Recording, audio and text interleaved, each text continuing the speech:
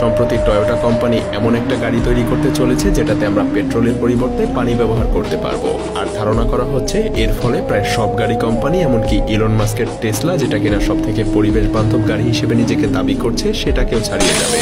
কারণ টয়োটার এই নতুন ইঞ্জিনও একটা পরিবেশ বান্ধব ইঞ্জিন হতে চলেছে। এমনকি এখানে তেল বা গ্যাসের পরিবর্তে পানি ব্যবহার করা হবে। আরো অবাক করা ব্যাপার হলো এই ইঞ্জিন থেকে ধোঁয়ার পরিবর্তে পানি বের হবে, আবার সেই পানি দিয়েই গাড়ি চালানো যাবে। সবচেয়ে মজার ব্যাপার হলো এই পানি কিন্তু বর্তমান সময়ে মেটাল বা ইঞ্জিনের সবচাইতে বড় শত্রু। কখনো ভুলেও যদি এই পানি ইঞ্জিনের মধ্যে চলে যায় তাহলে সেই ইঞ্জিন পরবর্তীতে পুরোপুরিভাবে অকেজো হয়ে পড়ে। তাহলে এখন প্রশ্ন হলো টয়োটা কিভাবে ইঞ্জিনের এই সব থেকে বড় শত্রুকে বন্ধুতে রূপান্তরিত করবে। তো চলুন দেখে নেওয়া যাক টয়োটা কিভাবে তাদের পানি চালিত ইঞ্জিন দিয়ে পুরো পৃথিবীর চিত্র পাল্টে দিতে যাচ্ছে।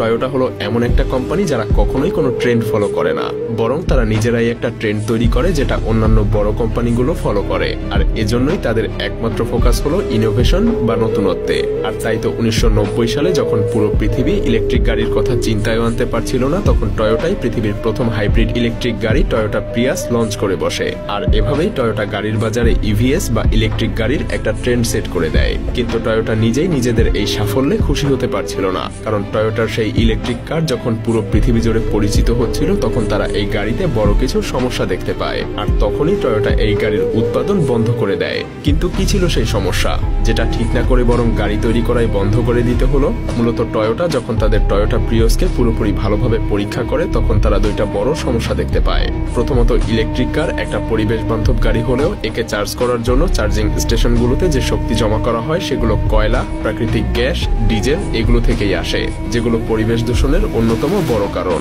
দ্বিতীয়ত, ইলেকট্রিক গাড়িতে যে ব্যাটারি ব্যবহার করা হয় সেটা তৈরি করা হয় লিথিয়াম, কোবাল্ট, নিকেলের মতো মেটাল দিয়ে। আর এইসব মেটাল থেকে একটা ব্যাটারি তৈরি করতে যে পরিমাণ জ্বালানি পোড়াতে হয় সেটা দিয়ে বরং দুইটা সাধারণ গাড়ি পুরোপুরিভাবে তৈরি হয়ে যাবে। আর এ কারণেই তারা ইলেকট্রিক গাড়ির উৎপাদন বন্ধ করে দিয়ে অন্য সব সাধারণ গাড়িকেই আরো বেশি ইমপ্রুভ করার কাজে মনোযোগ দেয়। তবে তাদের এই সমস্যার একটা সমাধান হতে পারে হাইড্রোজেন গ্যাস, কারণ একটা হাইড্রোজেন গ্যাসে দুইটা হাইড্রোজেন মলিকিউল থাকে। আর হাইড্রোজেনের আকার ছোট হওয়ার কারণে এটা খুব সহজেই কোনো ট্যাঙ্কে অনেক বেশি করে জমিয়ে রাখা যায়। এছাড়াও দুইটা হাইড্রোজেন মলিকিউলের মধ্যকার বন্ধন অনেক বেশি হওয়ায় খুব সহজেই তা ভেঙে প্রচুর পরিমাণে শক্তিও পাওয়া যায়, যেটা পেট্রোলের চেয়ে 3 গুণ বেশি। এছাড়াও এতে কার্বন ডাই অক্সাইডের মতো ভয়াবহ গ্যাস নির্গত হয় না। কিন্তু হাইড্রোজেন ব্যবহার করার কিছু ভয়ঙ্কর দিকও আছে, কারণ হাইড্রোজেন হলো একটা দাহ্য পদার্থ। আর তাই খুব সহজেই 100% পিওর হাইড্রোজেন গ্যাসে আগুন লেগে যায়। তাই বলাই যায় একটা গাড়িতে ট্যাঙ্ক ভর্তি হাইড্রোজেন গ্যাস নিয়ে ঘোরা আর গাড়িতে বিশাল একটা টাইম বোমা নিয়ে ঘোরা যেন একই কথা। সহজে বলতে গেলে এমন হাইড্রোজেন দিয়ে চালিত 100টা গাড়ি যদি কোনো ট্রাফিক জ্যামে আটকে যায় তাহলে সেই পুরো জায়গাটাই একটা অ্যাটম বোমে পরিণত হয়ে যায়, যেটা যে কোনো মুহূর্তেই ফাটতে পারে। আর এই সমস্যার কারণেই টয়োটা প্রাথমিকভাবে তাদের আইডিয়াটা নিয়ে আর কাজ করেনি। তারা মনে করে যেহেতু হাইড্রোজেন 100% পিওর অবস্থায় দাহ্য বা যে কোনো মুহূর্তে আগুন লেগে যেতে পারে, তাই তারা এটার সমাধান করলেই খুব সহজেই হাইড্রোজেন গাড়িতে ব্যবহার করতে পারবে।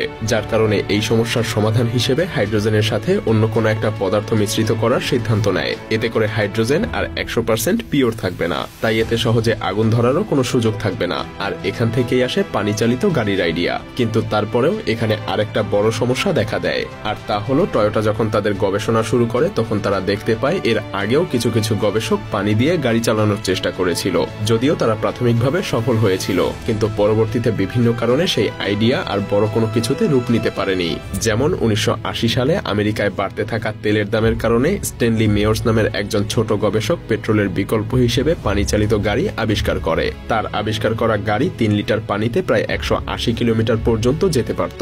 কিন্তু স্বাভাবিকভাবেই বড় বড় পেট্রোল কোম্পানিগুলো এই ব্যাপারটা ভালোভাবে নেয়নি, কারণ এই আইডিয়া সবার কাছে পৌঁছালে তাদের ব্যবসা তো লাটে উঠে যাবে। তো 1998 সালে তিনি কিছু ইনভেস্টরের সাথে হোটেলে তার আবিষ্কার করা এই গাড়ি নিয়ে আলোচনা করছিল।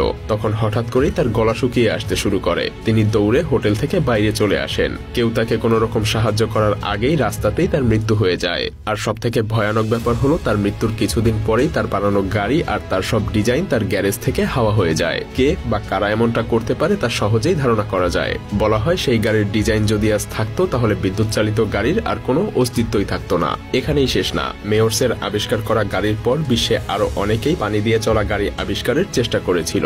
যেমন 2018 সালে ভারতের একদল শিক্ষার্থী পানি দিয়ে চলতে পারে এমন একটা গাড়ি আবিষ্কার করেছিল, তারা মারুতি গাড়ির ফুয়েল ট্যাঙ্কে ক্যালসিয়াম কার্বাইডের টুকরো আর পানি মিশিয়ে কেমিক্যাল রিঅ্যাকশন ঘটায়, ফলে দাহ্য এসিটিলিন গ্যাস তৈরি হয়, যেটা দিয়ে সহজেই গাড়ি চলতে পারে। কিন্তু সব ডিজাইনেই কিছু না কিছু সমস্যা ছিল, আর সেই সমস্যাগুলোর মধ্যে 3টা বড় সমস্যাও ছিল।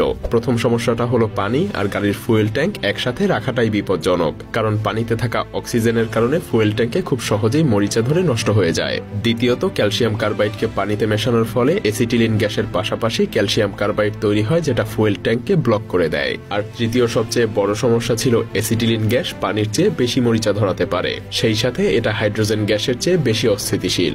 এছাড়াও এই গ্যাস ভয়ঙ্কর বিষাক্ত, অর্থাৎ পানি দিয়ে চলার জন্য এ পর্যন্ত যতগুলো ইঞ্জিন ডিজাইন করা হয়েছে তার সবগুলোই প্রায় অসম্ভব। তাহলে টয়োটা কিভাবে তাদের পানি দিয়ে চালিত এই ইঞ্জিন ডিজাইন করলো? এখানেই প্রমাণ পাওয়া যায় টয়োটার ইঞ্জিনিয়ারদের দক্ষতা। তারা তাদের প্রথমের সেই ব্যর্থতা ঝেড়ে আবার পুরোদমে নতুনভাবে শুরু করে। পেট্রোল চালিত engine, hydrogen engine, electric engine, এই সবকিছু নিয়েই তারা আবার গবেষণা শুরু করে। তারা সেই গবেষণা থেকেই ইঞ্জিন 3টার সব থেকে ভালো দিকগুলোর সংমিশ্রণের মাধ্যমে পানি দিয়ে চালিত সক্ষম ইঞ্জিন তৈরি করে। ভাবছেন এটা কিভাবে সম্ভব? চলুন স্বল্প পরিসরে জেনে নেওয়া যাক। একবার ভাবুন তো, হাইড্রোজেন গাড়ির ফুয়েল স্টেশনে কি হয়? মূলত এগুলো ইলেকট্রিক গাড়িরই চার্জিং স্টেশনের মতো কাজ করে।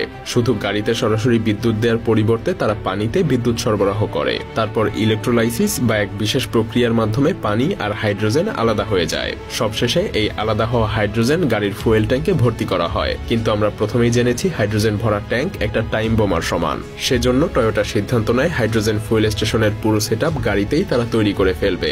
এতে করে একটা ফুয়েলের স্টেশনে যতটা বিপদের সম্ভাবনার সৃষ্টি হতে পারে সেটা আর ঘটবে না, কারণ পুরো সিস্টেমটাই গাড়িতে থাকলে তো আর ফুয়েল স্টেশনের প্রয়োজন নেই। আর গাড়ির সেই সেটআপে ফুয়েল ট্যাঙ্কে হাইড্রোজেন গ্যাসের পরিবর্তে সরাসরি পানি দেয়া হবে। আর ইলেকট্রোলাইসিসের জন্য গাড়িতে ব্যাটারি তো থাকছেই, ফলে গাড়িতে অটোমেটিক্যালি পানি থেকে হাইড্রোজেন গ্যাস উৎপন্ন হয়ে সেই হাইড্রোজেন থেকে শক্তি নিয়ে গাড়ি চলবে। ফলে কোনো বিপদের আশঙ্কা মুক্ত থেকেই হাইড্রোজেন থেকে খুব সহজেই গাড়ি চালানো যাবে। আর ফুয়েল ট্যাঙ্ককে মরিচা ধরা থেকে রক্ষা করতে ট্যাঙ্কটাকে মরিচা প্রতিরোধী একটা প্রলেপ দিয়ে বানালেই ব্যাস সমস্যার সমাধান হয়ে গেল। এভাবেই টয়োটা আগের তৈরি করা সব ইঞ্জিনের ভালো ভালো দিকগুলো একত্র করে একটা বেস্ট ইঞ্জিন ডিজাইন করে। যদিও টয়োটার এই পানি চালিত গাড়ির আইডিয়া এখন পর্যন্ত কাগজ কলমে আছে, এই গাড়ির শুধুমাত্র একটা প্রোটোটাইপই তৈরি করা হয়েছে।